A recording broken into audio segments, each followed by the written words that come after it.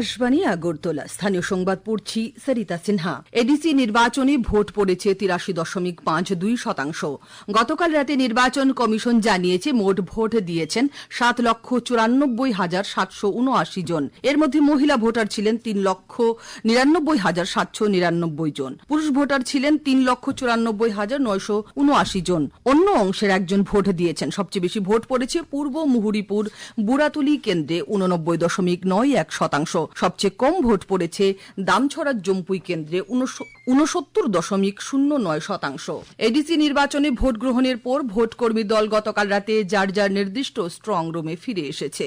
রাজ্য পুলিশের সদর কার্যালয় থেকে আজ সকালে এই সংবাদে জানা গেছে আগামী 17 এপ্রিল ভোট গণনা করা হবে। কয়েকটি বিক্ষিপ্ত ঘটনা ছাড়া গতকাল এডিসি নির্বাচনে ভোট গ্রহণ ছিল শান্তিপূর্ণ। কড়া নিরাপত্তার মধ্য দিয়ে গতকাল সকাল 7টা থেকে এডিসির 28টি আসনে ভোট গ্রহণ হয়। ভোটারদের দীর্ঘ লাইন থাকায় নির্ধারিত সময়ের পরেও ভোট গ্রহণ করা হয়। বহু আসনেই ভোটাররা উৎসবের মেজাজে ভোট দিয়েছেন। এই নির্বাচনে মোট 173 জন প্রার্থীর ভাগ্য নির্ধারণ করা হয়েছে। এডিসি নির্বাচনে উৎসাহ উদ্দীপনার মধ্য দিয়ে ভোটাধিকার প্রয়োগ করায় নির্বাচক মণ্ডলীকে অভিনন্দন জানিয়েছেন প্রদেশ বিজেপি সভাপতি রাজীব ভট্টাচার্য। পাশাপাশি তিনি রাজ্য নির্বাচন কমিশন এডিসি নির্বাচনের কাজে যুক্ত সংশ্লিষ্ট সবাই, পুলিশ ও নিরাপত্তা কর্মীদেরও অভিনন্দন জানিয়েছেন। বিরোধী দলনেতা জিতেন্দ্র চৌধুরী অভিযোগ করেন, সকাল 11টা পর্যন্ত সারা রাজ্যে ভোট গ্রহণ মোটামুটিভাবে শান্তিপূর্ণ থাকলেও বেশ কয়েকটি বুথে শাসক দলের কিছু সমর্থক অশান্তির চেষ্টা করে। কয়েকটি ভোট কেন্দ্রে বামফ্রন্ট প্রার্থীদের ঢুকতে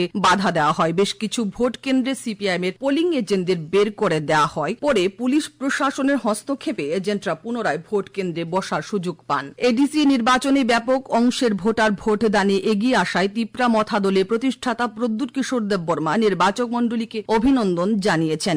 গতকাল সন্ধ্যায় আগরতলায় এক সাংবাদিক সম্মেলনে তিনি বলেন, রাজ্যের ভোটাররা রাজনৈতিকভাবে সচেতন, ফলে তারা তাদের ভোটাধিকার সম্পর্কেও যথেষ্ট সচেতন ছিলেন। আগামীকাল চৈত্র সংক্রান্তি 1432 বঙ্গাব্দের শেষ দিন। নতুন বছর 1433 বঙ্গাব্দকে স্বাগত জানাতে প্রস্তুতি এখন ঘরে ঘরে। ঝাড়পোঁছ চলছে। নতুন হালখাতা চালুর উদ্দেশ্যে বহু দোকানেও ব্যবসা প্রতিষ্ঠানেও ঝাড়পোঁছ চলছে। রাজ্যের জাতি জনজাতি অংশের কাছে আজকের দিনটিও বিশেষ এক দিন। আজ 14 ধরনের শাক ও তেঁতো খাওয়ার রীতি রয়েছে।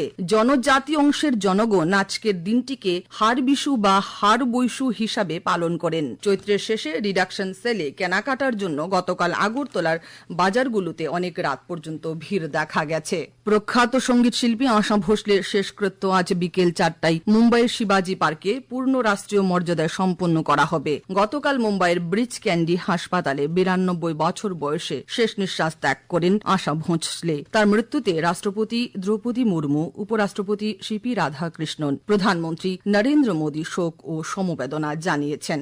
মুখ্যমন্ত্রী অধ্যাপক ডক্টর মানিক সাহাও শোক ও সমবেদনা জানিয়েছেন।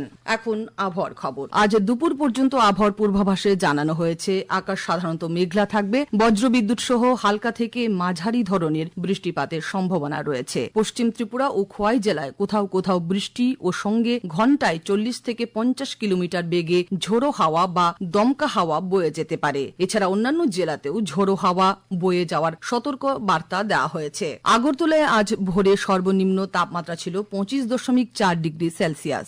দিনের সর্বোচ্চ তাপমাত্রা থাকবে 34 ডিগ্রির কাছাকাছি। গত 24 ঘন্টায় বৃষ্টি হয়নি। স্থানীয় সংবাদ এখনকার মতো শেষ হলো। পরবর্তী বাংলা স্থানীয় সংবাদ প্রচারিত হবে সন্ধ্যে 7:55